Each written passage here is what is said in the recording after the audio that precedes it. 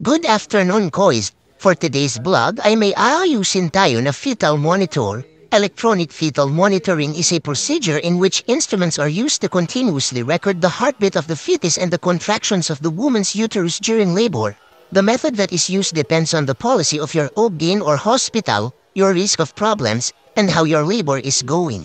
Bale, ang issue pala nito ay nag-double image ang screen hanggang nag-blurred na yung mga letra at numero. Kahit sa demo settings ay ganun pa din ang display. Sa assessment ko sa ganitong problema ay nasa ribbon wire, display board or LCD panel ang may diferensya. Bale, ang brand pala nito ay Eden. At ang model ay F9. Tara, umpisahan na natin buksan. Gamit lang tayo ng Phillips screw para mabuksan yung cover nito.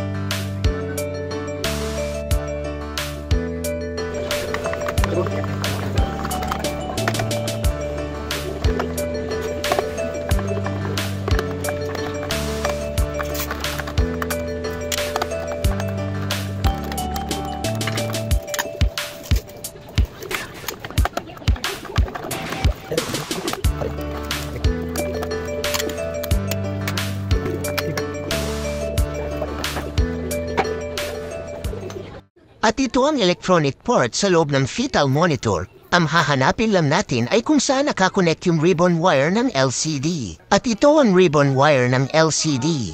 Subukan natin sprayhan ng contact cleaner yung terminal contact ng ribbon wire ng LCD. Baka corroded lang.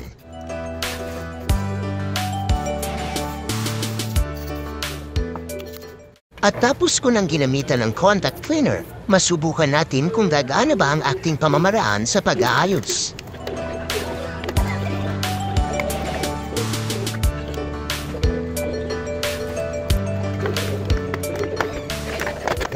At i-plug na natin yung power cord sa outlet. Power switch on. Hintayin lang natin ang saglit. Nag-boot up pa yung machine. Maximum of 1 minute lang ang boot up nito. At yan, may display na. Wala na rin yung double image, pero hintayin lang natin ang ilang minuto kung magbabalik ba ang kanyang problema. A few moments later. Yun goods na.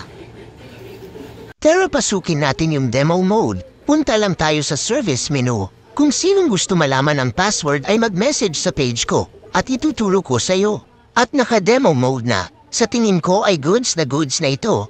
AA na. Bye-bye. Salamat sa panunood. Thank you. Kois El Yuri TV. Follow, like and share.